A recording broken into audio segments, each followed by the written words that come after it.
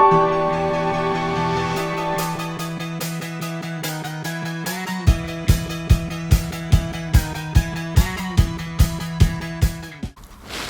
bonjour, c'est à nouveau Maxime, toujours en présence de Laurent Amoureau. Salut Max. Salut Laurent. Ça va? Ça va et toi? Impeccable.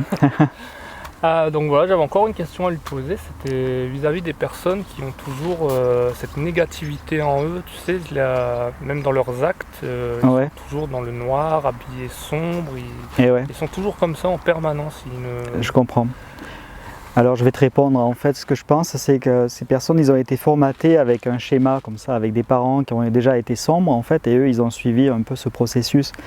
Mais il y a peut-être aussi des personnes qui ont un manque d'amour en fait et qui croient que c'est juste dans le monde matériel, juste en voulant, par ce formatage, en voulant arnaquer les autres ou en voulant toujours prendre les choses pour soi, pour être plus dans l'action, en croyant que c'est comme ça que les choses se passent en fait.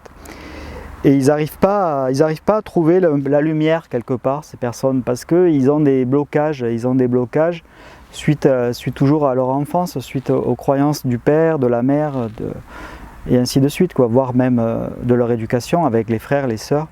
Il y a toujours, on leur a appris la jalousie, on leur a appris d'être négatif. Donc quand tu es formaté dans ton enfance avec ce schéma, tu as du mal à t'en défaire en fait. Et sauf si tu fais un travail personnel, un travail d'introspection que je conseille à tout le monde aujourd'hui, vu la période.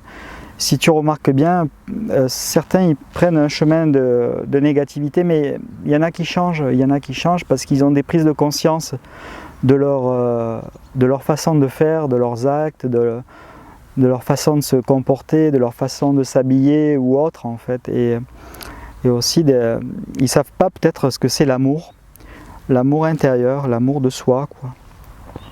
Voilà, est-ce qu'il y a des détails que je peux répondre encore, qui t'intéressent dans ce que je viens de dire, que je n'ai pas répondu? Ouais, c'est aussi le fait que, tu sais, parfois ils essayent d'avancer, mais ils font toujours une marche arrière en fait, ils reviennent toujours. Et ouais, mais ça c'est la peur.